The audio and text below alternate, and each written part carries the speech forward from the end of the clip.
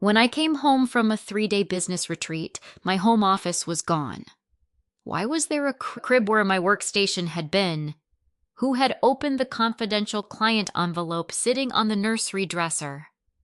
And why was my company's security team asking whether protected files had been accessed from an unfamiliar device inside my own house? My sister smiled and bounced her baby on her hip. My mother barely looked up before saying, "Your job isn't a real job anyway."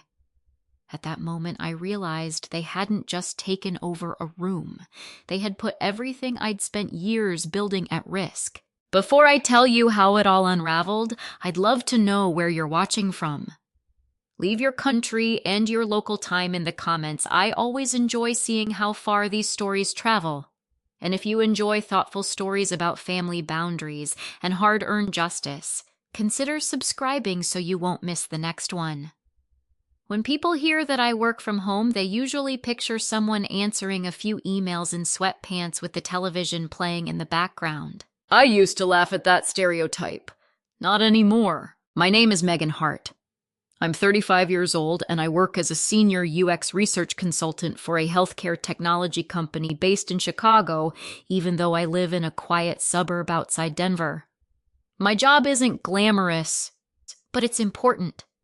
My team studies how doctors, nurses, and patients interact with medical software. We conduct interviews, analyze behavior test new systems, and recommend improvements before products are released to hospitals. Some of the information I work with isn't classified in the military sense, but it's still protected. Client contracts, research agreements, prototype designs, and participant records all fall under strict confidentiality rules. If that trust is broken, companies can lose millions of dollars, and patients' private information could eventually be put at risk. That responsibility never bothered me. I actually liked it. There was something satisfying about knowing people trusted me to handle complicated problems carefully. That's why my home office wasn't simply another room. It was an extension of my workplace. Every document had a designated drawer. Every device required authentication. Every project notebook stayed inside locked cabinets whenever I stepped away. I wasn't obsessive. I was doing exactly what my employer expected. Ironically, the only people who never seemed to understand that were my own family, especially my mother. Patricia Hart grew up believing that success meant leaving the house every morning wearing business clothes and coming home carrying a briefcase. If you weren't commuting somewhere, she struggled to believe you were actually working. For years, she'd tease me whenever she visited. "So, how many naps did you take today? Don't forget to water your plants between meetings. I wish someone would pay me to sit in yoga pants." She always laughed afterward. Everyone else usually laughed too. I learned to smile politely and change the subject. Correcting her never accomplished anything. Lauren, my younger sister, wasn't nearly as dismissive. At least not openly. She was 3 years younger than me, energetic, funny, and incredibly warm when life was going well. But when life became difficult, she had a habit of expecting someone else to absorb the impact. Growing up, that someone had usually been Mom. As adults, it slowly became me. About 2 months before everything fell apart, Lauren called me on a Thursday evening. Her voice sounded exhausted. "Can I come over?" 20 minutes later, she was sitting at my kitchen table while her 8-month-old daughter, Sophie, slept in her car seat beside us. Lauren looked like she hadn't slept in days. Her hair was tied into a loose bun. Mascara streaked beneath her eyes. She wrapped both hands around the mug of tea I'd made without asking. Daniel moved out. I already knew their marriage had been struggling. Arguments, counseling, financial stress. But hearing the words spoken aloud made everything feel more permanent. "I'm sorry," I said quietly. She nodded without looking at me. "He wants shared custody. I'm sure you'll both figure something out. I don't even know where I'm supposed to live." That sentence hung between us. I already knew where the conversation was headed. My apartment lease ends next week, she continued. I can't afford another place until everything gets sorted out. She looked at Sophie. I just need a little time. Family had always mattered to me, despite the jokes, despite the occasional manipulation. Lauren was still my sister, and Sophie had done absolutely nothing wrong. So I asked the question before she did. How long? She hesitated. Maybe 6 weeks? I thought about it carefully. 6 weeks wasn't forever. She could stabilize her finances, work through the separation, find housing. It seemed manageable. I'll help, I finally said. Her shoulders immediately relaxed. Oh my God, Megan. I held up a hand. But there have to be rules. She nodded quickly. Anything. I mean it. I know. I opened my laptop. Not because I distrusted her, because I believed expectations should be clear before misunderstandings happened. I typed a simple occupancy agreement. Temporary stay, maximum 6 weeks, no rent, shared household responsibilities, advance notice for overnight guests, no duplication of house keys. Most importantly, my home office remained completely off limits. I turned the screen toward Lauren. My work isn't optional.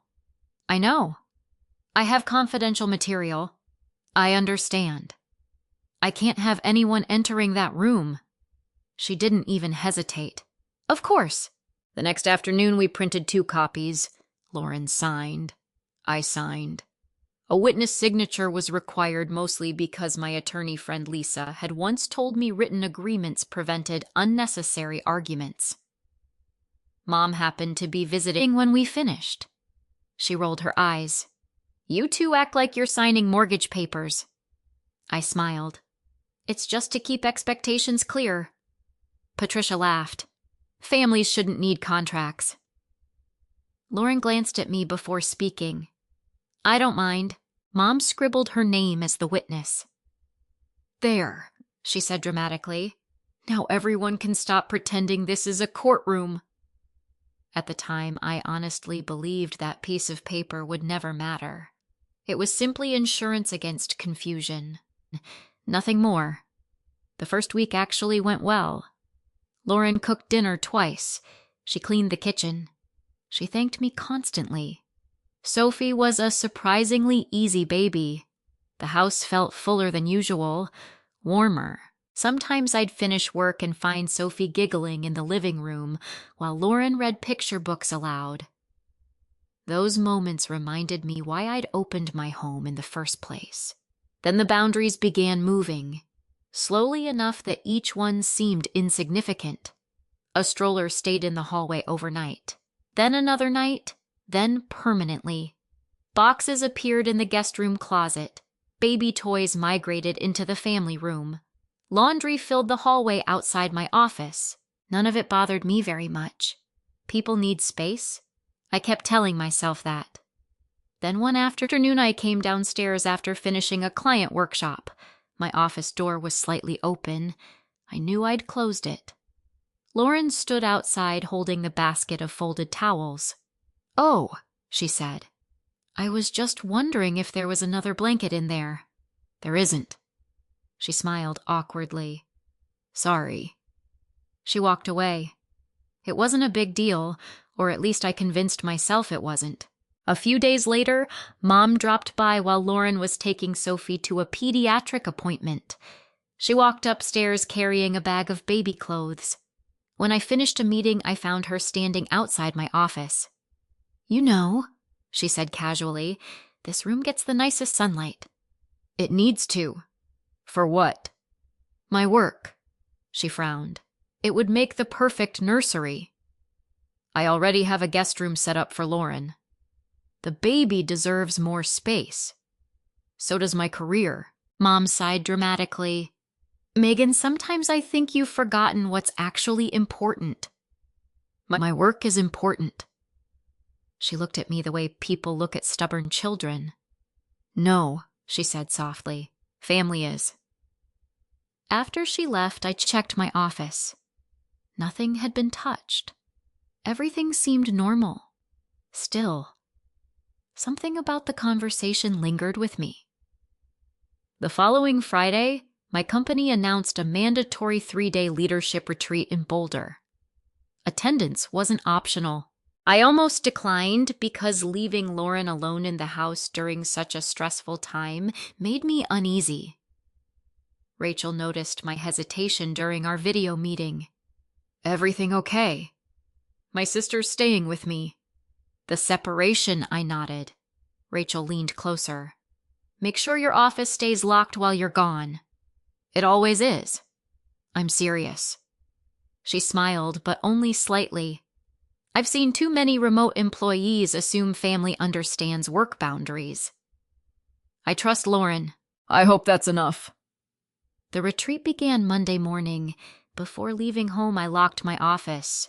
I checked the handle twice, placed the confidential client envelope inside my desk drawer, activated my indoor security cameras, and drove away believing I had done everything right. Late Tuesday evening, while sitting in the hotel after a full day of meetings, Rachel texted me. "Megan, did you just try logging into the company network from home?" I stared at the message. Then another notification appeared. "Unknown login attempt detected. Location home network." I immediately replied. "No," Rachel called before I could type anything else. Her voice sounded calm, but I could hear concern underneath it. "Megan, if you're not home..." She didn't finish the sentence. She didn't need to. Rachel stayed on the phone while I opened my company authentication app. A red notification flashed across the screen. Login denied. Authentication failed. Below it was a timestamp. 8:17 p.m., my home network. I looked at the digital clock in my hotel room. 8:19. Whoever had tried to access my work account had done it less than 2 minutes earlier. "I need you to breathe," Rachel said. "I am." "No, you're not." She was right. My heart was pounding so hard that my smartwatch buzzed with a high heart rate alert. "I never logged in." "I know." "What happens now?" "Our security team will freeze external access until they understand what happened." "My files." "They're still protected." There was a pause. "But they'll ask questions tomorrow." I leaned back against the hotel headboard. Until that moment, I'd been thinking like a sister. Now I had to think like an employee. Healthcare companies don't wait for proof that something bad happened. If protected information might have been exposed, they investigate first. That's exactly how they're supposed to operate. "I should report it myself," I said. Rachel answers immediately. "Yes." "You don't think I should wait until morning?" "No." Her voice became firmer. "The fastest way to lose trust is trying to explain later why you stayed quiet." She didn't need to convince me. Within 5 minutes, I was on the phone with our corporate security department. The overnight analyst listened carefully while I explained everything.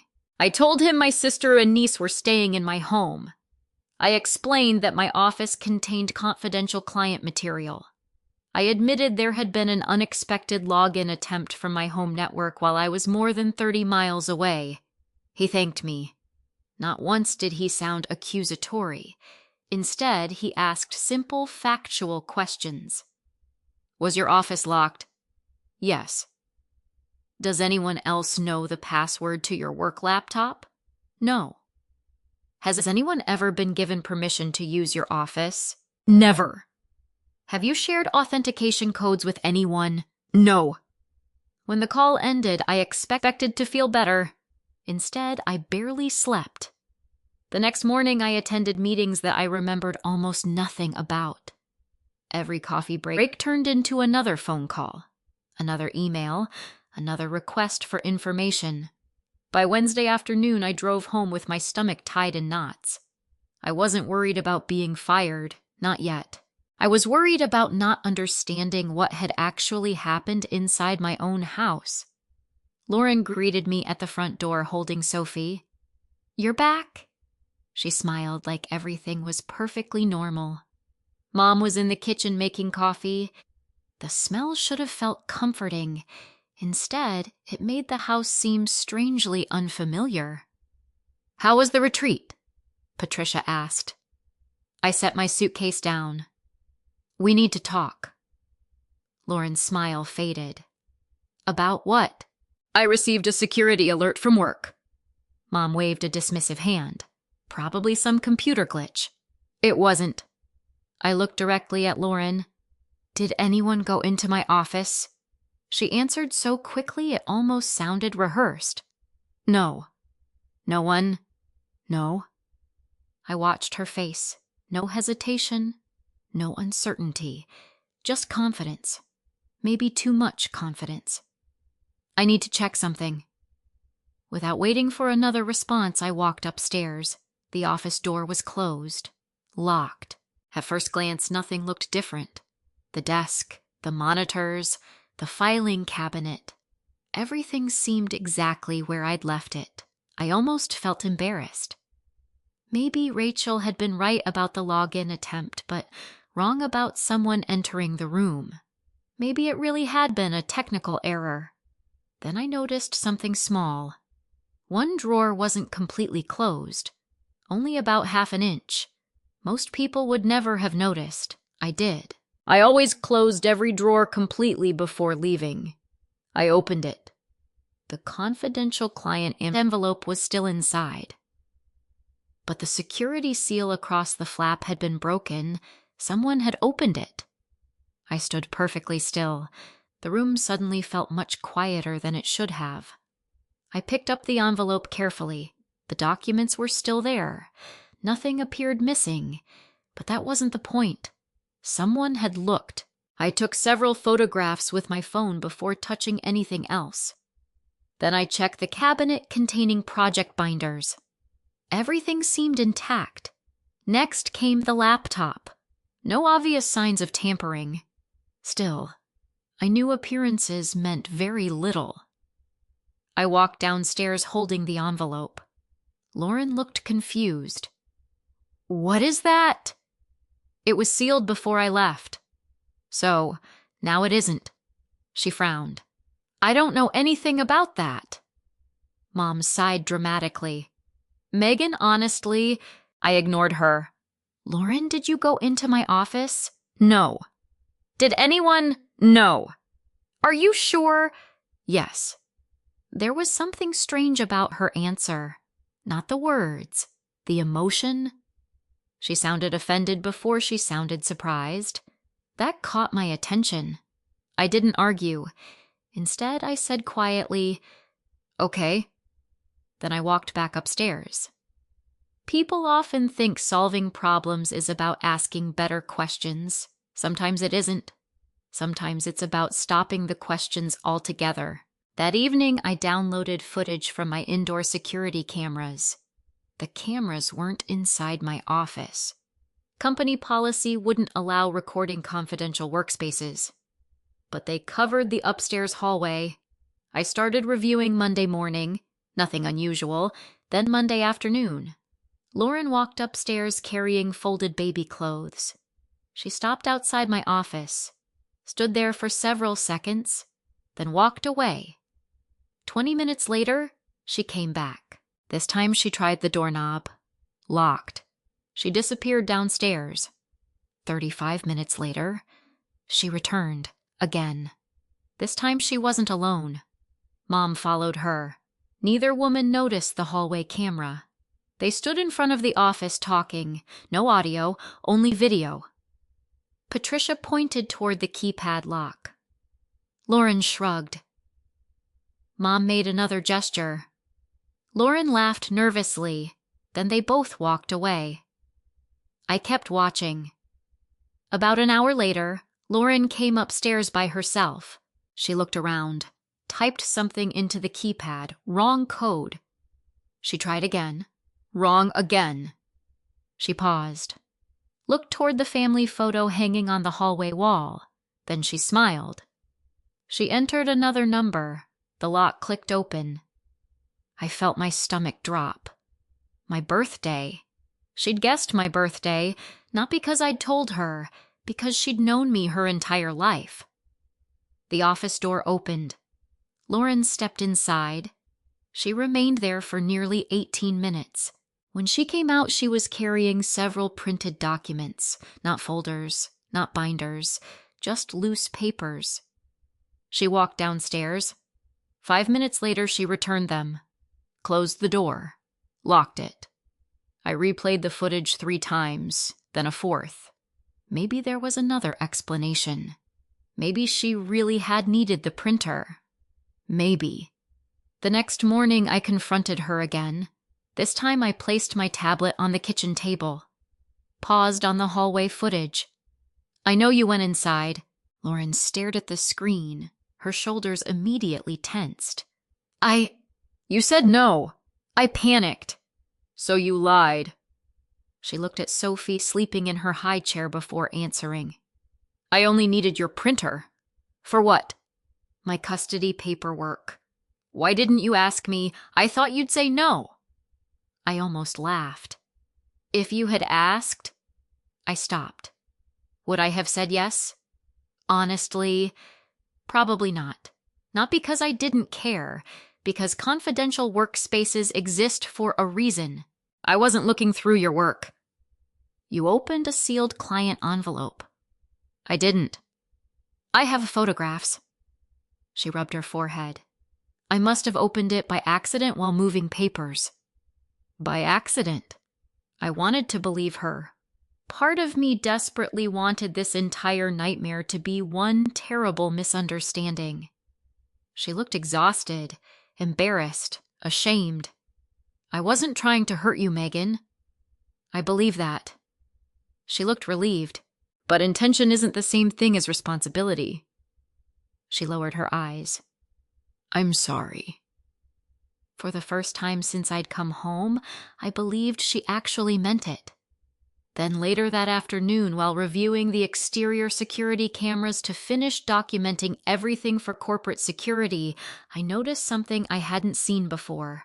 Wednesday morning, 10:42. A dark SUV pulled into my driveway. A man stepped out carrying a leather document folder. He looked toward the house as though he'd been there before. Lauren opened the front door without hesitation. She hugged him, then both of them disappeared inside. I zoomed in until the image sharpened. The man wasn't a delivery driver. He wasn't a repair technician. He was Daniel, Lauren's estranged husband. And nearly 30 minutes later, the camera showed him walking back out of my house carrying the same folder. Only this time, it looked noticeably thicker than when he'd arrived. I stared at the paused video until my laptop screen dimmed. Daniel. Of all the people who could have walked into my house, he was the one I least expected. Not because he had never been there before. He had visited plenty of times when he and Lauren were still married. But after their separation, I assumed my home was neutral territory. Apparently, Lauren had decided otherwise. I checked the timestamp again. Wednesday, 10:42 a.m. That was while I was still sitting in a conference room at the retreat. No one had mentioned Daniel, not Lauren, not Mom. I immediately reviewed the rest of the recording. Lauren welcomed him inside, carrying Sophie on her hip. They spoke for a minute on the front porch before disappearing into the house. 27 minutes later, they came back outside. Daniel was carrying 2 storage boxes. Lauren followed him with a diaper bag. At first glance, nothing looked unusual. Then I noticed something that made me rewind. One of the boxes had my handwriting on the side. Office supplies. I zoomed in as much as the camera allowed. There was no mistaking it. That box had originally been stored in my office closet. Why was Daniel carrying it? I grabbed my phone and called Lauren. She answered after the 3rd ring. Hey. When did Daniel come here? Silence. What? You heard me. Oh. Another pause. He stopped by. You forgot to mention that. I didn't think it mattered. It absolutely matters. He just wanted to see Sophie. I just watched him carry boxes out of my office. They weren't from your office. They had my handwriting on them. Lauren exhaled slowly. We were cleaning. My office. No, the hallway. The box was labeled. She didn't answer. Instead, she said quietly, Can we talk when I get home? No. We'll only argue over the phone. I'd rather argue over the phone than be lied to in person. She hung up. Not angrily. Simply hung up. That bothered me more than yelling would have. An hour later, she came home. Mom arrived less than 10 minutes after that. I doubted the timing was a coincidence. The three of us sat around my dining table. No one touched the coffee Patricia had insisted on making. I placed my tablet in the center. I've reviewed the cameras. Lauren stared at the table. Patricia folded her arms. So, I know Daniel was here. Lauren nodded once. Yes. Why? He wanted to discuss custody. In my house, we needed somewhere quiet. You could have met at a coffee shop. Sophie needed her nap. I looked at her carefully. Did he go into my office? Lauren hesitated. Yes or no? Yes. Mom immediately leaned forward. He only walked through. I turned toward her. You knew. Patricia looked almost offended. Of course I knew. You told me nobody had entered the office. I didn't think walking through counted. I actually laughed. It wasn't amusement. It was disbelief. Walking through a secured workspace doesn't count. Megan, no. I held up my hand. Please don't tell me what counts in my profession. Lauren's eyes filled with tears. He wasn't snooping. Then why was he carrying office boxes? We needed space. For what? The crib. There it was. The answer. Not a temporary inconvenience. A renovation. They hadn't simply borrowed the room. They had started clearing it out. Without asking me. Without even warning me. I leaned back. When exactly did you decide my office belonged to Sophie? Lauren looked toward Mom before answering. It wasn't like that. So explain it. We thought. She stopped. Patricia finished the sentence. The baby needed a proper room. And my office? You could work downstairs. I stared at her. The kitchen table. Lots of people do. My monitors. You don't need 4 screens. My secure cabinets. They could go in the garage. My confidential files. They're just papers. That sentence hit me harder than everything else she'd said. Just papers. Years of contracts, research, confidential agreements, professional responsibility reduced to just papers. I realized something uncomfortable. My mother genuinely didn't understand what my job required. That ignorance didn't excuse her actions, but it explained why she never believed she'd crossed a serious line. Lauren spoke quietly. I honestly thought you could move everything. You thought wrong. I know that now. No. I shook my head. You know it now because corporate security called. Her face went pale. So, they really contacted you? Yes. I didn't think. I know. You don't understand how serious this is. She looked at Sophie sleeping peacefully in her stroller. I never wanted to hurt your career. I believe that, Mom interrupted. See, she didn't mean any harm. I turned toward her. If someone accidentally backs into your car, they still caused an accident. Patricia frowned. That's different.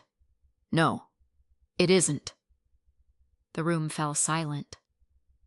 Finally, I asked the question that mattered most. What exactly did Daniel do inside my office? Lauren rubbed both hands together nervously. He helped move furniture. Only furniture. Mostly. What does mostly mean? He carried a couple of boxes. What boxes? I don't remember. I opened my laptop. I do. I enlarged another camera image. Daniel leaving the office, a banker-style document box under one arm, my monitor stand in the other. Lauren frowned. I forgot about that one. I looked directly at her. Did he ever touch anything on my desk? I don't think so. You don't think... It happened fast. I already knew guessing wasn't good enough. I needed facts. Fortunately, facts don't care about memories. That evening, I continued reviewing every camera angle. The interior hallway camera covered only the office entrance. The doorbell camera covered only the front porch. But my garage camera... I'd almost forgotten about the garage. When I opened that footage, I immediately saw Daniel carrying the labeled boxes inside. He placed them near the wall. Then something unexpected happened. He walked back to the office alone. About 3 minutes later, he returned holding several loose sheets of paper. He stopped beside the workbench, set the papers down, pulled out his phone, raised it. Click. Another angle. Click. A third click. Photographs. High-resolution photographs. He wasn't hiding it. He wasn't rushing. He photographed the pages one at a time, then stacked them neatly and carried them back toward the office. I froze the frame. The documents were too small to read, but I recognized the blue cover page. Client Research Participation Agreement, one of our active projects. My pulse quickened.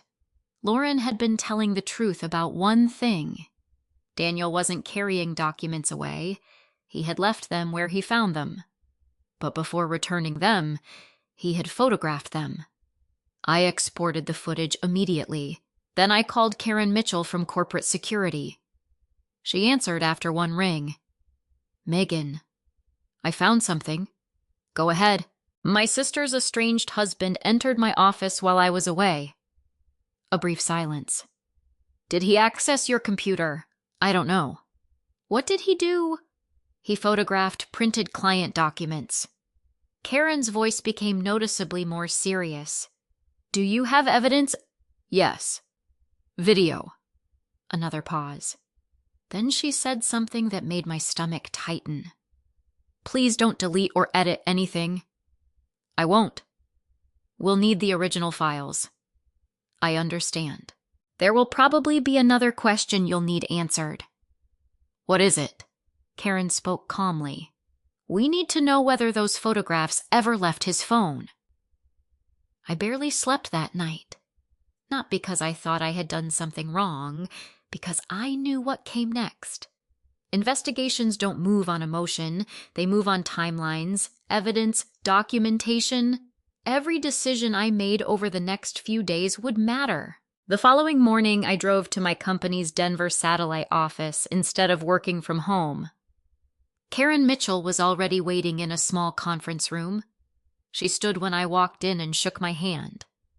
You made it. I wasn't going to miss this. She offered a reassuring smile. I know this isn't easy. On the table sat a folder with my name on it. Beside it was a laptop connected to a large monitor. Another man introduced himself as Victor Alvarez from Digital Forensics. Karen began immediately. First, Megan, I want you to understand something. I nodded. This meeting isn't a disciplinary hearing. Some of the tension left my shoulders. It's an evidence review. We need to determine exactly what happened. Okay. Karen opened the folder. You reported the suspicious login before anyone contacted you. Yes. You immediately disclosed that family members had access to your home. Yes. You preserved your security footage. Yes. You notified us the moment you discovered documents had been opened. Yes. She looked at Victor. So far, that's exactly what we would expect from someone acting in good faith. Those words mattered more than she probably realized. For the first time in days, I felt like someone believed me. Victor projected a timeline onto the monitor. Monday, office locked. Tuesday evening, unauthorized login attempt. Wednesday morning, Daniel enters the home. Wednesday afternoon, photographs taken in the garage. Thursday, Megan reports additional evidence. Karen pointed to the second event. Our first priority was determining whether anyone actually entered the corporate network. Victor clicked another screen. The answer is no. I stared at him. No. The login failed before authentication, so no one accessed my files. Not digitally. I closed my eyes for a second. One disaster had just become much smaller. Karen wasn't finished. The printed documents remain a concern. I understand. Victor enlarged one of my exported videos. Daniel stood beside the workbench, phone in hand, taking photographs. Victor froze the frame. The quality isn't high enough to identify every page. I know. But we can identify the cover sheets. He enlarged the image again. One blue page, one white page beneath it, one signature page. Victor looked at Karen. Based on page color and formatting, these appear to be client participation agreements. Karen turned back toward me. Were participant names visible? I honestly don't know. Were financial terms included? Possibly. Were prototype descriptions included? Yes. Karen made several notes. Then she asked the question I'd been dreading.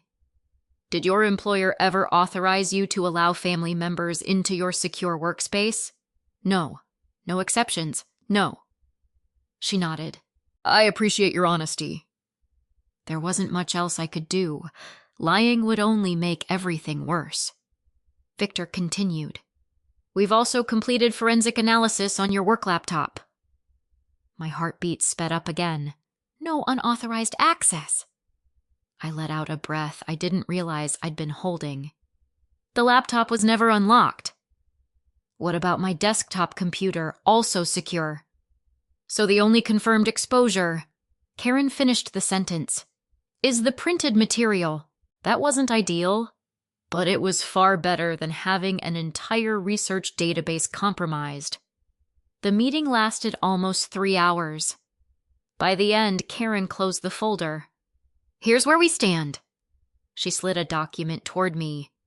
Our investigation found no evidence that company systems were breached. I nodded. We also found no evidence that confidential digital files were copied. Another nod. However, there it was. The printed documents should never have been accessible. I agree.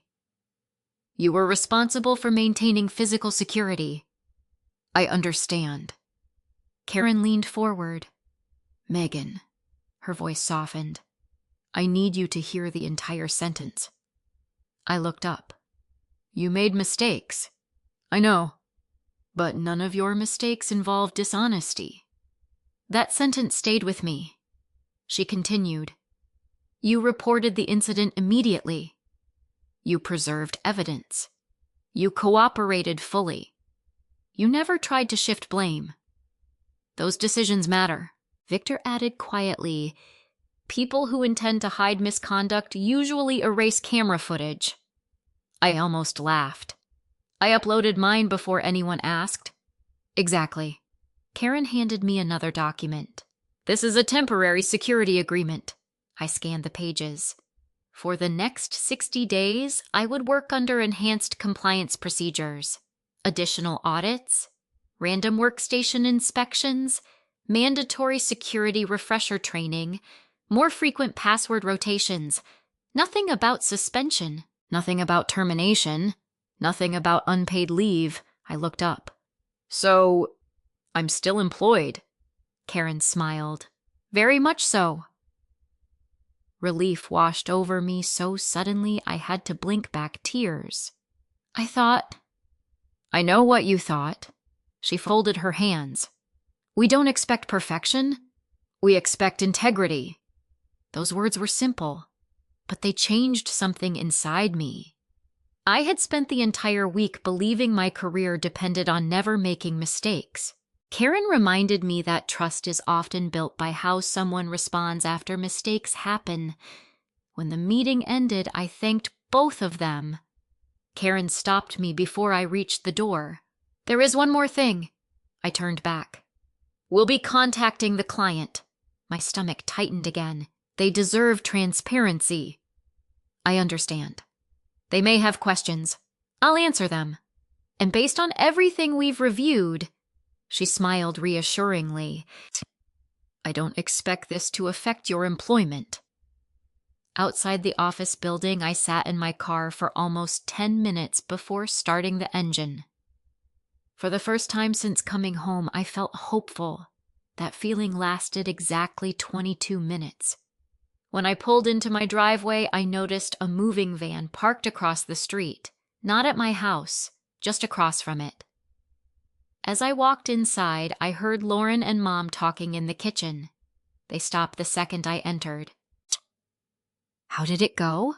Lauren asked. "The company isn't firing me." She smiled with visible relief. "See, everything worked out." "No." I set my briefcase on the counter. "Everything didn't work out. It could have been worse. It should never have happened." Mom folded her arms. "You're still making this bigger than it needs to be." I looked at her quietly. My employer spent thousands of dollars investigating an incident that never should have existed. Patricia shrugged. "Oh, they're a big company." I stared at her. "They can afford it." That sentence settled something in my mind. She still didn't understand. Or maybe she simply didn't want to. I looked at Lauren. "When does your 6-week agreement end?" Her expression changed immediately. "In about 2 weeks." "And what are your plans?" Silence. Mom answered for her. "They'll stay until the custody case settles." I frowned. "That's not what we agreed." Patricia looked almost irritated. "Plans change." I looked at Lauren. "Is that what you think too?" She wouldn't meet my eyes. "I just need a little more time." "How much?" "I don't know." There it was, the answer I'd been afraid of. 6 weeks had quietly become indefinite. That evening, I walked upstairs and stood inside my office. The room looked normal again. The furniture had been returned. The files were back inside the cabinets. But something fundamental had changed. The room no longer felt secure. For the first time since buying the house 4 years earlier, my own home no longer felt entirely mine. I opened my laptop, not my work computer, my personal one. Then I searched for one name. Lisa Carter, property attorney, Denver, Colorado. The next available consultation was Monday morning. I booked it without hesitating, because after everything that had happened, I finally understood something. Protecting my career had required evidence. Protecting my home was going to require boundaries backed by law. Monday morning arrived with the kind of clear Colorado sky people usually describe as peaceful. I barely noticed it. My appointment with Lisa Carter was at 9. I left the house before Lauren woke up. Sophie had been crying on and off most of the night, and for the first time since she'd moved in, I didn't stop to make coffee for everyone before leaving. That small change made me realize how much of myself I'd been giving away without even noticing. Lisa's office occupied the 2nd floor of a renovated brick building downtown. There were no dramatic marble floors or intimidating conference rooms, just warm lighting bookshelves filled with legal texts and framed photographs of mountain landscapes. She greeted me with a firm handshake. "Megan Hart." "Yes." "I'm Lisa. Come on back." We sat across from each other at a round table instead of a desk. "I've reviewed the intake form you completed online," she said, "but I'd like to hear everything in your own words." For nearly 40 minutes, I walked her through the entire story.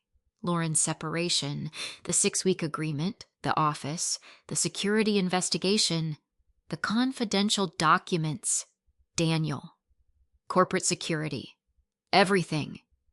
She interrupted only to clarify dates.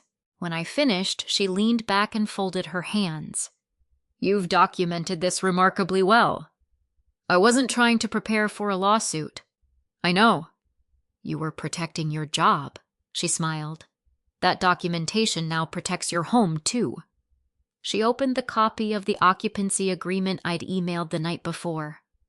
I like this. You do. Most people think helping family means avoiding paperwork. She tapped the first page. This prevented assumptions. Then she stopped at the signature page. There it is. Patricia Hart, witness. Lisa looked up. Your mother signed this voluntarily. She joked about it. Did anyone pressure her? No. Excellent. I frowned. Why does that matter? Because it makes it much harder for anyone to claim they didn't understand the agreement existed. She continued reading. Temporary occupancy, no rent, 6-week limit, no permanent residency, no ownership interest, access limited to designated living areas. My office specifically listed as a restricted workspace, Lisa nodded slowly. This is surprisingly thorough. A friend once told me written expectations prevent arguments. Your friend was right. She closed the folder. Now tell me about the house. I own it. Only your name. Only mine. No co-owner. No. No mortgage with your parents. No. Has Lauren ever contributed to the mortgage? No. Major renovations? No. She smiled again. Good. I wasn't sure why that answer sounded encouraging. Then Lisa explained. People often confuse generosity with legal rights. I listened carefully. Allowing someone to stay in your home doesn't automatically give them ownership. I didn't think it did. Many people don't, she continued. However, there was always a however. If temporary guests remain indefinitely without clear boundaries, disputes become much more complicated. I don't want to throw my sister onto the street. And you don't have to. Lisa's voice remained calm. The law isn't asking you to stop caring. It's asking you to be clear. That sentence stayed with me. She slid a legal pad across the table. I want you to answer one question honestly. I picked up the pen. If your employer hadn't discovered the office incident, she paused. Do you believe Lauren would still be planning to move out in 2 weeks? I stared at the blank page. Then I wrote one word. No? Lisa nodded. I suspected as much. I sighed. I don't think she started out wanting to stay forever. Intentions can change, especially when people become comfortable. She wasn't criticizing Lauren. She was describing human nature. Here's what I recommend. She outlined the process carefully. First, provide written notice, reminding Lauren that the original agreement remained in effect. Second, specify the exact move-out date. Third, communicate only in writing whenever possible. Fourth, avoid emotional arguments. If she refuses, then we begin the formal legal process. I hope it doesn't come to that. So do I. Lisa smiled gently. But hoping isn't a strategy. Before I left, she printed several documents. One was simply a formal reminder of the existing agreement. Not an eviction, not a lawsuit, just written confirmation that the 6-week arrangement would end on schedule. It gives everyone clarity, Lisa said. And clarity protects relationships better than assumptions.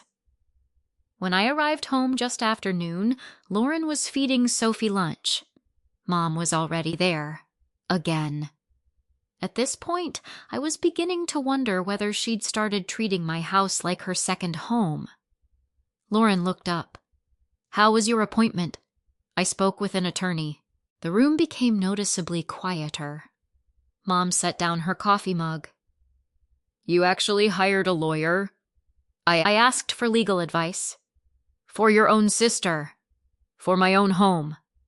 Patricia shook her head. I don't recognize you anymore. I almost answered.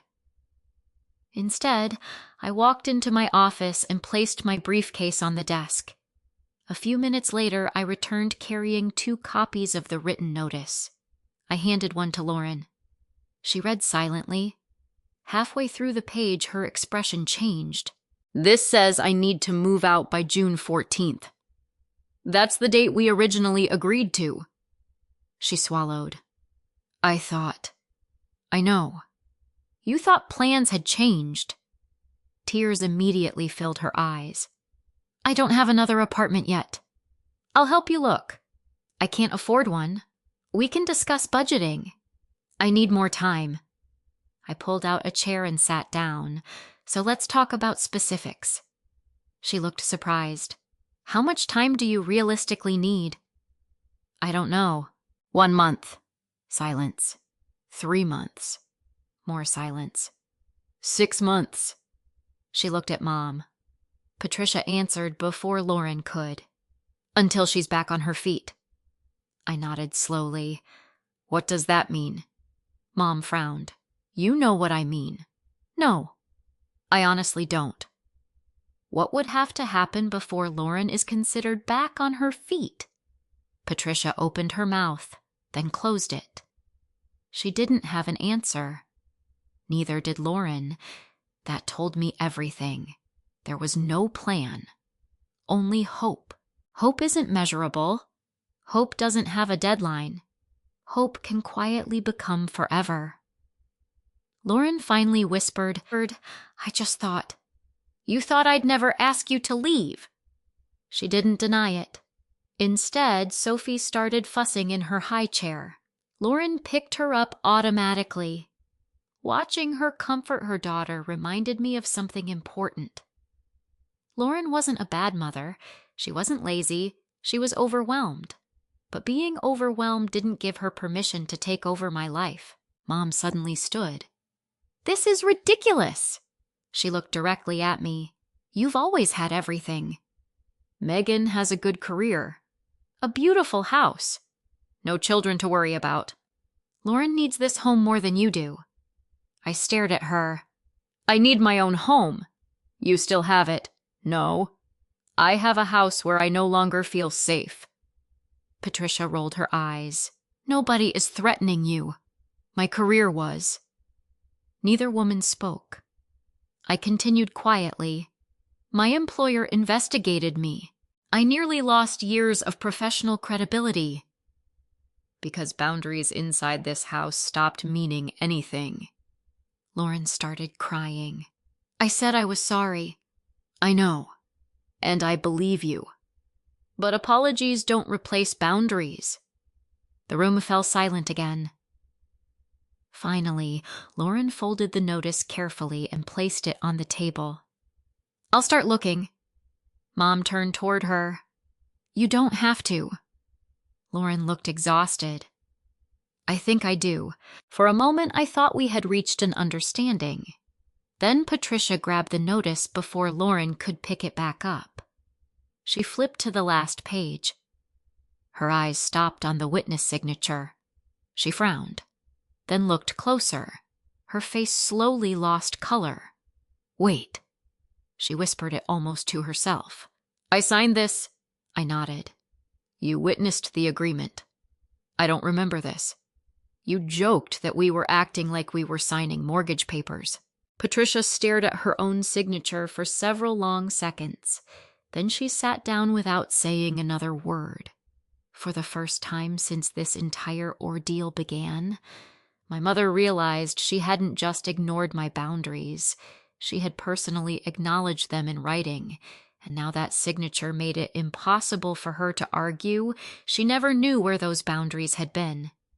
By the end of that week, word had spread through the family. Not because of me, because my mother couldn't keep a difficult conversation to herself.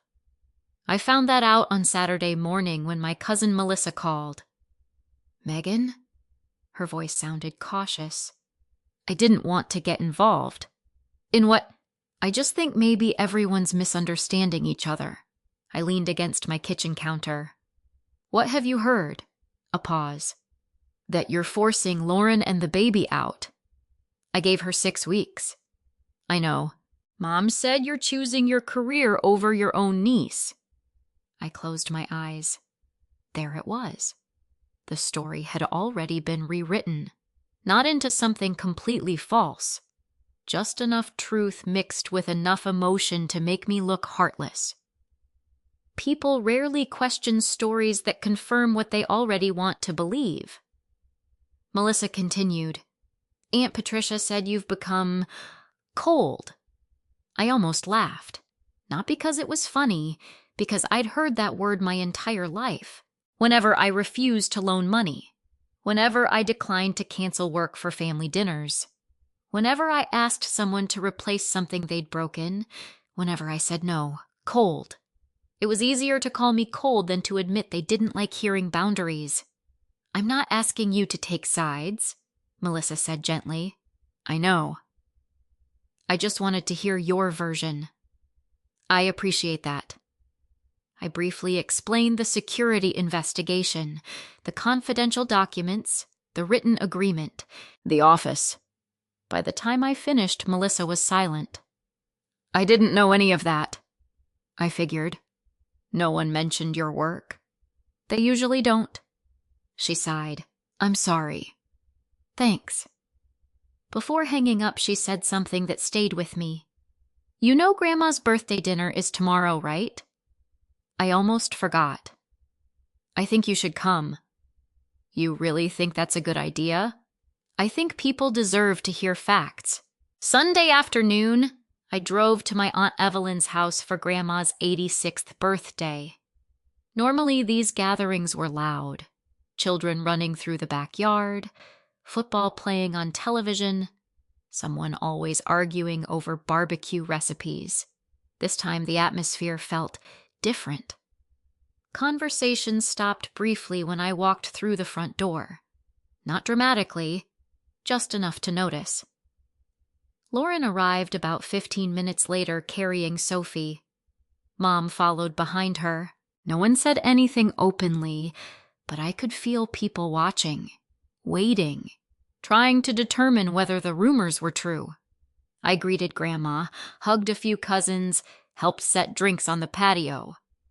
I had no intention of discussing family conflict during her birthday celebration. Unfortunately, that wasn't everyone's plan. Dinner had barely ended when Patricia stood beside the dessert table. She wasn't making a speech, but she spoke loudly enough for nearly everyone nearby to hear. I just hope families remember to help each other when life gets hard. Several relatives nodded sympathetically. Then she looked directly at me. Sometimes success changes people. The backyard became noticeably quieter. Nobody interrupted. Nobody wanted to. I set my fork down. Megan, Mom continued, Lauren is doing everything she can. I know. And babies need stability. I agree. So I don't understand why anyone would make a mother worry about becoming homeless. There it was, the accusation, wrapped inside concern. Several relatives looked toward me, waiting. Lauren stared at the ground. She looked uncomfortable, embarrassed, almost like she wished Mom would stop talking. I stood slowly. I'm not making Lauren homeless. Mom folded her arms. Then why the legal papers? They weren't eviction papers. They were a reminder of an agreement Lauren signed. Patricia shook her head. Paper isn't more important than family. No, it isn't. But clear expectations protect families. She rolled her eyes. There you go, sounding like a lawyer again. I reached into my purse. Not dramatically. Simply calmly. I removed a folder. I hadn't planned to use it, but I had brought it just in case. Inside were copies, not originals. The occupancy agreement, the house rules, the timeline I had created for corporate security, and still photographs from the hallway camera. I laid the first page on the patio table. "This is the agreement Lauren and I both signed." Several relatives leaned closer. Patricia frowned immediately. "That doesn't prove anything. It proves we agreed on 6 weeks." Lauren quietly spoke for the first time. "We did." Everyone turned toward her. Mom looked surprised. Lauren continued softly, "I signed it." Nobody said anything. I placed another page beside it. "This is the section identifying my office as a restricted workspace." A cousin looked confused. "Why was that necessary?" "Because I work with confidential healthcare research." Another cousin asked, "So what actually happened?" Instead of answering emotionally, I simply handed over the timeline. Monday, office locked. Tuesday, unauthorized login attempt. Wednesday, unknown entry. Corporate investigation, evidence preserved, no digital breach confirmed, every event listed with dates, no opinions, just facts. Aunt Evelyn adjusted her reading glasses. She studied the pages for nearly a minute. Then she looked toward Patricia. "You never mentioned any of this." Mom shifted uncomfortably. "It wasn't relevant." Evelyn raised an eyebrow. "The investigation into Megan's job wasn't relevant." Patricia didn't answer. I placed one final photograph onto the table. The image showed Lauren entering my office after successfully unlocking the keypad. Another showed Daniel carrying one of my office storage boxes. Someone quietly asked, "Who's that man?" "Daniel." Lauren answered herself, "My husband." "Ex-husband," she corrected a second later. Silence settled over the table again. Not awkward silence, thinking silence. People comparing what they had been told with what they were now seeing. Aunt Evelyn finally spoke. "I need to ask you something, Patricia." Mom nodded cautiously. "A few weeks ago, before all this started?" Evelyn looked directly at her younger sister. "Didn't you tell me Megan would eventually give Lauren the office because she always gives in when people make her feel guilty?" The entire patio froze. Even the children seemed quieter somehow. Mom's eyes widened. "I never—" She stopped. Because she had. I could see it on her face. Evelyn wasn't finished. "You said, and I remember this very clearly." She spoke slowly. "Once the baby's settled in there for a while, Megan won't have the heart to move everything back."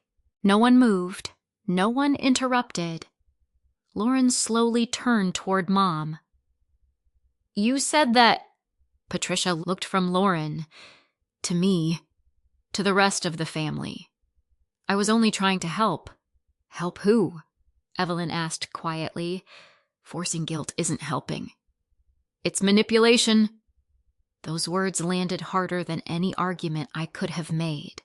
Because they hadn't come from me. They had come from the one person everyone in the family respected. Lauren covered her face with both hands. "I didn't know you told Aunt Evelyn that." Patricia reached toward her daughter. "I was trying to keep you together." Lauren gently pulled away. "No?" Her voice cracked. "You were trying to make Megan feel like she couldn't say no." Nobody defended Mom. Not one person. For the first time since this all began, I wasn't the one explaining myself. The evidence was doing it for me. Lauren looked at me with tears running down her cheeks. "I don't know how to fix this," I answered honestly. "I don't either." Then quietly enough that only those closest to us could hear, she whispered something I never expected. "There are messages on my phone." I looked at her. "What messages?" She swallowed. "Between Mom and me." My heart skipped. "What kind of messages?" Lauren wiped her eyes. "The ones where we talked about turning your office into Sophie's room."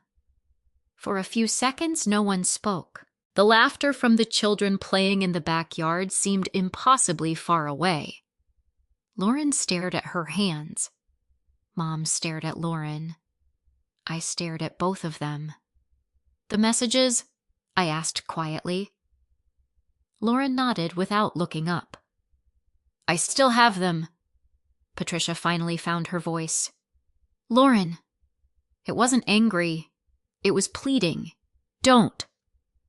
Lauren slowly lifted her head. "I've spent weeks letting Megan carry all of this. You don't have to do this here. I'm not doing it to embarrass you." Her voice trembled. "I'm doing it because she's been telling the truth." The backyard had become so quiet that even distant traffic sounded loud. Lauren unlocked her phone. Her hands were shaking. "I don't want everyone reading private conversations." "You don't have to," I said. "This isn't about humiliating anyone." She nodded gratefully. Then she turned the phone toward me. "You can read them." I took the phone. The conversation began almost 2 months earlier. Long before my business retreat. Long before my office disappeared. At first the messages looked harmless. "Patricia, how's Sophie sleeping? Lauren better. Still waking up twice." Then they gradually shifted. "Lauren. The guest room is so small."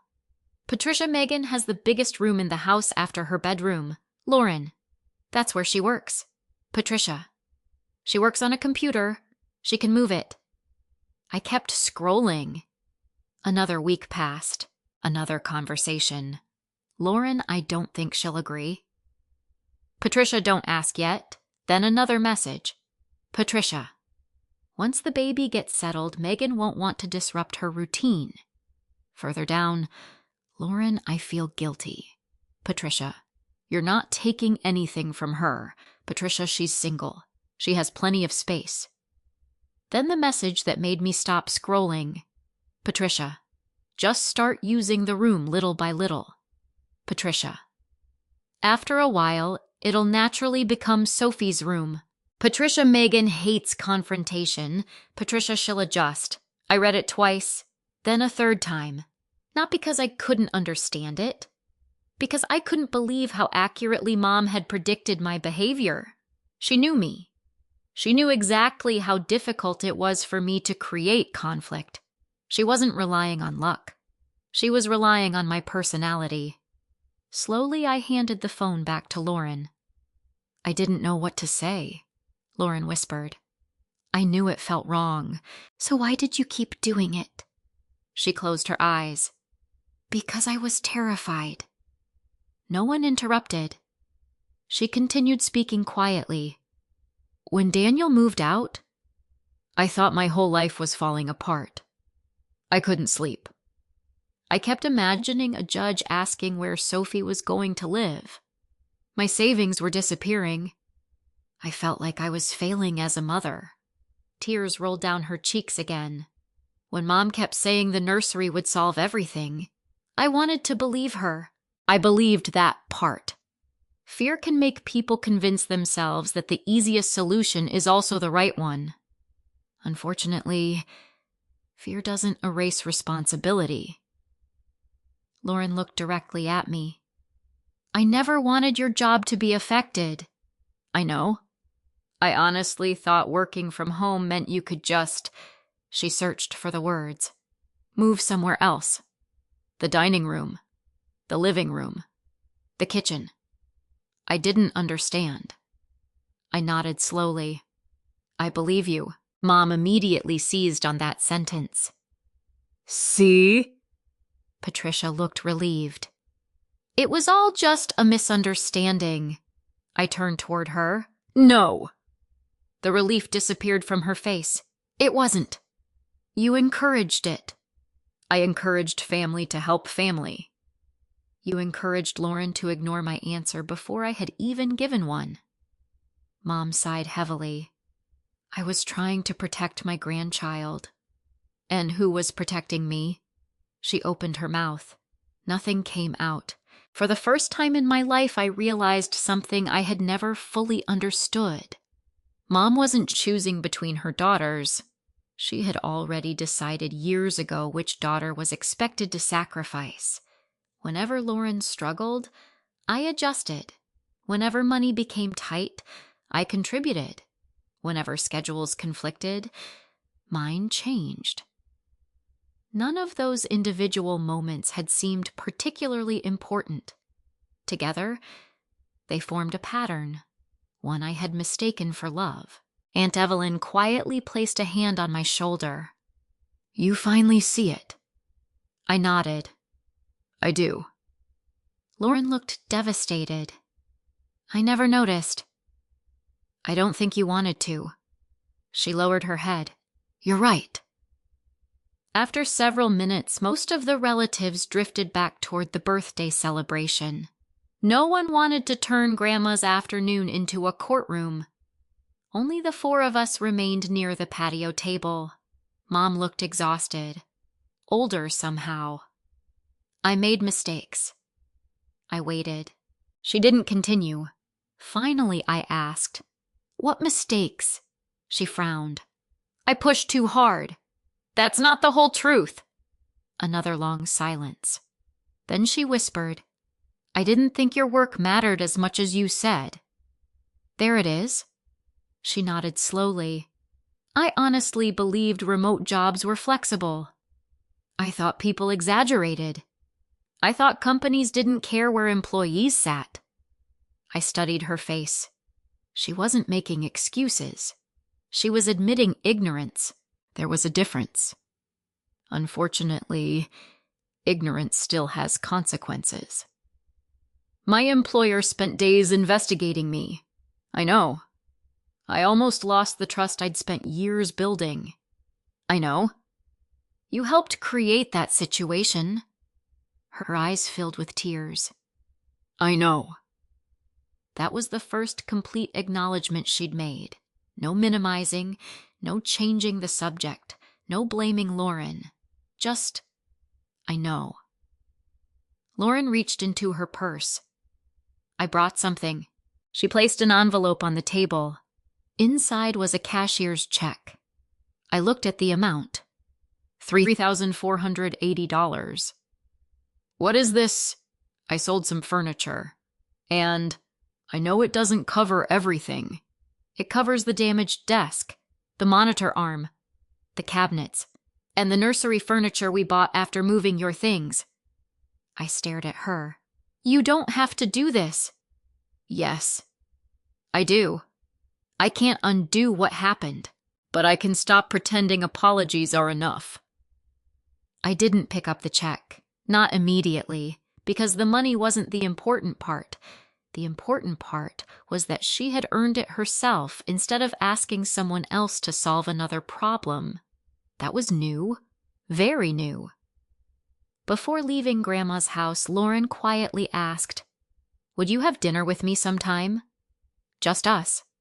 No mom, no lawyers, no arguments." "I'd like that." Then I added something she probably wasn't expecting. "But not at my house." She nodded immediately. "I understand." As everyone began packing leftovers into containers, my phone vibrated. It was an email from Karen Mitchell. The subject line read, "Corporate investigation. Final determination available." I stood completely still.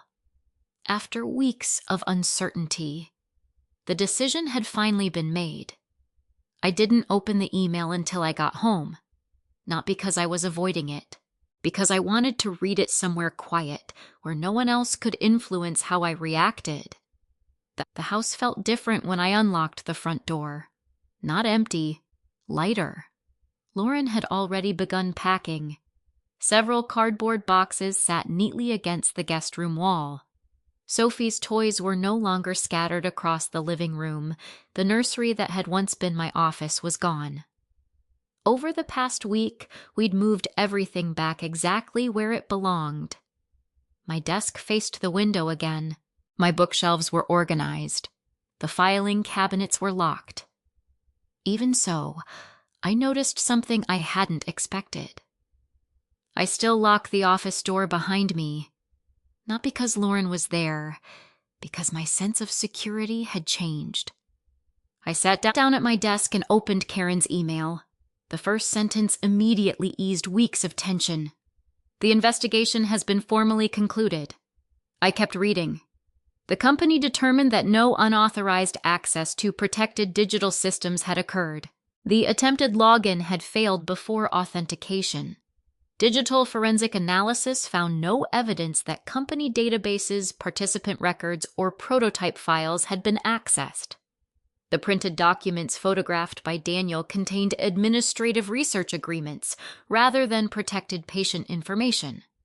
While those documents were confidential and should never have left my control, the company concluded that no measurable client harm had resulted. I exhaled slowly. Then I reached the final paragraph. Your immediate self-reporting, full cooperation, and preservation of evidence demonstrated integrity throughout the investigation. No disciplinary action will be taken. We recommend additional physical security procedures for remote workspaces, which will be implemented over the next 60 days. I read that paragraph twice. Not because I doubted it, because after weeks of imagining the worst, it felt strangely difficult to accept that my career had survived. A few minutes later, my phone rang. Rachel. Well, she asked before I could say hello. They closed it. And I'm officially cleared. Rachel laughed so loudly I had to hold the phone away from my ear. I knew it. I didn't. I did. She paused. You earned that outcome.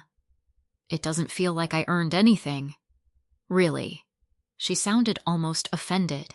Megan, you told the truth before anyone forced you to. You documented everything. You accepted responsibility for your own mistakes. You never tried to blame someone else. She let those words settle. That's exactly why they trusted you. I smiled for what felt like the first time in weeks. Thank you. No, she laughed again. Now we're celebrating. 2 nights later, Rachel insisted on taking me to dinner. Nothing fancy, just a neighborhood Italian restaurant we'd both loved for years. Halfway through dessert, she handed me a small gift bag. You didn't have to do that. I know. Inside was a brass nameplate, simple, elegant. It read, Megan Hart Sr. UX Research Consultant. I looked up. Rachel shrugged. I figured your office deserved an official reopening. I laughed. This time it felt genuine. When I returned home that evening, Lauren was sitting on the front porch. Sophie was asleep in her stroller beside her. I was waiting for you. I sat in the chair across from her. Everything okay? She nodded. I signed the lease today. You did? It's small. She smiled nervously. But it's ours. When do you move? This weekend. I'm glad. So am I. She looked toward the street. For a long time I kept telling myself I wasn't taking advantage of you. I stayed quiet. Looking back, I was. I just didn't want to admit it. There wasn't much to say. Sometimes people have to hear themselves tell the truth. She reached into her bag. I have something else. She handed me another envelope. Inside was a receipt. Not money. A receipt from a local office furniture store. What is this? I replaced your ergonomic chair. You already paid for the damaged furniture. I know. This one was different. She smiled awkwardly. I scratched it, moving the crib. I laughed softly. I hadn't even noticed. I had.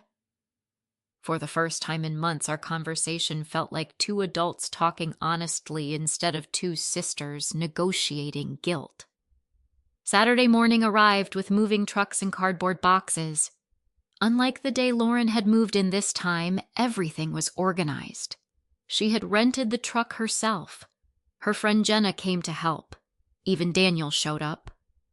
I wasn't thrilled to see him, but he walked straight toward me before carrying a single box. I owe you an apology. I waited. I never should have photographed those papers. No. You shouldn't have.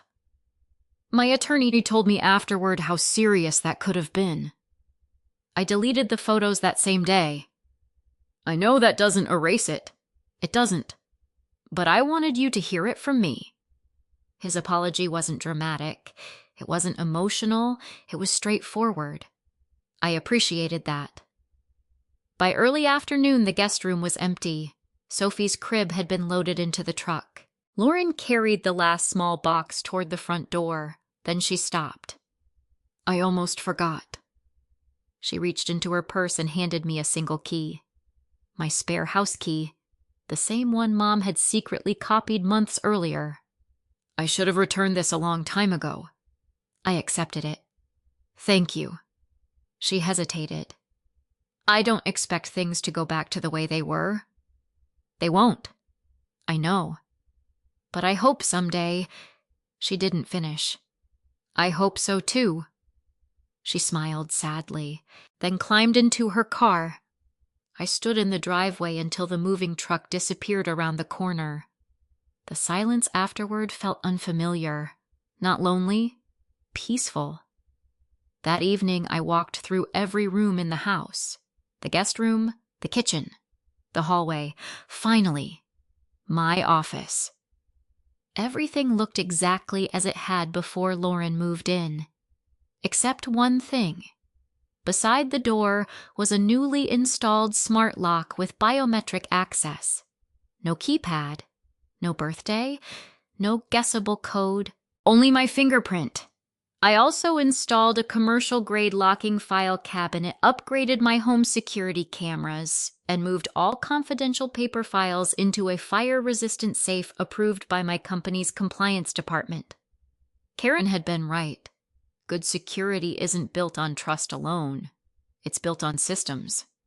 Monday morning, I received one final envelope from my employer.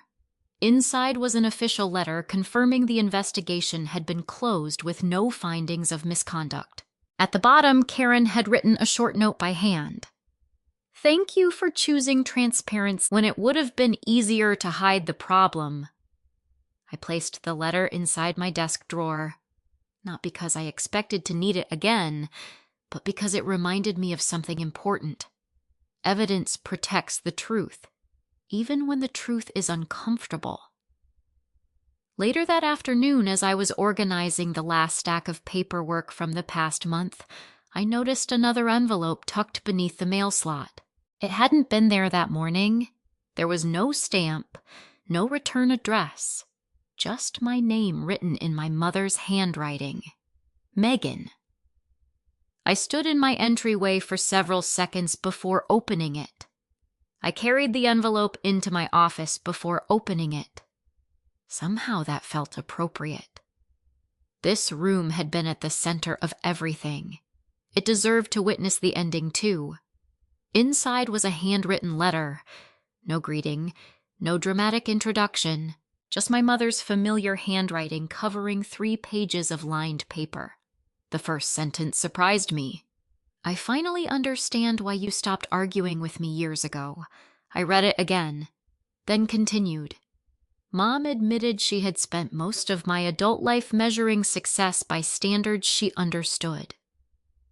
People who drove to an office, people with visible bosses, people who wore business clothes every day. Remote work never fit into that picture.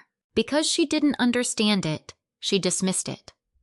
Over time, that dismissal became habit. She wrote that every joke she'd made about my career had been easier than admitting she simply didn't understand what I actually did. The next page became more personal. She apologized for something I hadn't expected her to recognize. I always believed you were the stronger daughter. I thought asking more from you was a compliment. I never realized I was asking you to carry everyone else's responsibilities. That sentence stayed with me for a long time.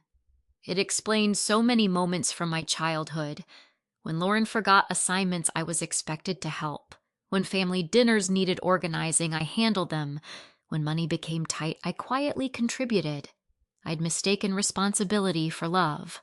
Mom had mistaken reliability for endless capacity. Neither of us had questioned the pattern. Until now, the final page contained no excuses. Only one request. If you're willing, I'd like to start over, not where we left off, from somewhere healthier. She ended with 3 simple words. Love, Mom. I folded the letter carefully and placed it back inside the envelope. Then I sat quietly for several minutes. Forgiveness is often described as a single decision. That wasn't my experience. For me, forgiveness arrived in smaller pieces. One honest apology, one accepted responsibility, one changed behavior, one boundary respected. I wasn't ready to invite Mom back into my house, but I was ready to stop carrying anger everywhere I went. A week later, I suggested we meet at Washington Park. Neutral ground, no one's territory. Lauren arrived first with Sophie. Sophie had learned to walk during the past month. She toddled across the grass with complete confidence, laughing every time she stumbled into the soft clover. Children have a remarkable ability to remind adults that life keeps moving forward. Mom arrived a few minutes later carrying a small picnic basket. She looked nervous, more nervous than I'd ever seen her. When she reached us, she didn't immediately try to hug me. Instead, she asked, "May I sit?" That one question meant more than she probably realized. She was asking for permission instead of assuming access. I nodded. Of course. For a while, we simply watched Sophie chase pigeons across the lawn. Eventually, Mom spoke. "I've been seeing a counselor." I looked at her. "I didn't know that." "I didn't tell anyone." She smiled awkwardly. "My counselor asked me a question I couldn't answer." "What was it?" She looked down at her hands. She asked why I believed loving one daughter required sacrificing the other. I felt my throat tighten. I've thought about that every day since. Lauren reached over and squeezed Mom's hand. Then she turned to me. "I've been doing some work too." She smiled. "I found a full-time position with a local insurance agency." "Really?" She nodded. "I start Monday." "Congratulations." "And," she laughed nervously, "I haven't asked Mom or you for money in almost 2 months. Mom smiled proudly. "I noticed." Lauren shrugged. "It feels good." I believed her. Not because she said it, because I could see it. She carried herself differently. She made decisions before asking for advice. She talked about budgets instead of bailouts. Growth isn't usually dramatic. It's often visible only after enough time has passed. Mom finally looked directly at me. "I don't expect everything to go back to the way it was." "It won't." "I know. And I understand why." There was no argument, no disappointment, only acceptance. "I'd like us to have dinner sometimes," she added quickly. "Wherever you're comfortable." I smiled gently. "We'll start with restaurants." She nodded immediately. No pressure. No surprise visits. No spare keys. That last one made all 3 of us laugh. Even Mom. Especially Mom. Several weeks later, my company announced internal promotions. I wasn't expecting anything. The previous few months had felt more like survival than career advancement. Then Karen called. "I wanted you to hear it directly." "Hear what?" "We've promoted you to principal UX research consultant." I blinked. "Are you serious?" "Very." "I thought—" Karen interrupted with a laugh. "You thought the investigation hurt your reputation." "A little." It had the opposite effect. I frowned. "Our leadership team reviewed how you handled the incident. You demonstrated judgment, integrity, professional accountability. We need more leaders like that." After we hung up, I sat alone in my office, the same office that had once held a crib, the same office where I had wondered whether everything I'd worked for was about to disappear. Now it represented something entirely different. Not just a career, a boundary, a promise to myself. Months later, my relationship with Lauren looked healthier than it ever had before. She always called before visiting. She never assumed. She always asked. Mom did the same. Neither of them had another key to my house. Neither of them expected one. And surprisingly, that made our time together much better. Because every visit happened through invitation rather than obligation. One afternoon while organizing paperwork, I found the original occupancy agreement. The one everyone had laughed about. I almost threw it away. Then I changed my mind. Instead, I placed it inside a labeled folder with the corporate security letter, Karen's handwritten note, and the attorney's documents. Not because I expected another conflict, because those papers reminded me of a lesson I never wanted to forget. Boundaries don't destroy healthy relationships. They reveal which relationships are willing to become healthy. I never won because I outsmarted my family. I never won because someone rescued me. I simply stopped confusing guilt with love. And once I did that, everyone around me finally had the opportunity to become more honest, including me. Life has a way of teaching us that the people we love can still cross lines they never intended to cross. Sometimes they do it out of fear, sometimes out of habit, sometimes because old family roles become so familiar that no one notices how unfair they have become. Setting boundaries isn't about punishing people. It's about creating relationships where respect can exist alongside love. If you've ever been treated like the dependable one in your family, you probably know how easy it is to believe your needs should always come last. But healthy generosity is a choice, not an obligation. Helping someone should never require sacrificing your career, your home, your peace of mind, or your sense of security. Forgiveness is powerful, but forgiveness does not automatically restore access. You can accept an apology while still changing the way a relationship works. In many cases, that is exactly what allows the relationship to survive. If this story reminded you of your own experiences, I'd love to hear your thoughts. Share where you're watching from and tell us how you've learned to build healthy boundaries with the people you love. And if you enjoy thoughtful stories about family resilience and quiet justice, I hope you'll subscribe and join us for the next one. This is a fictional story created for entertainment, education, and reflection.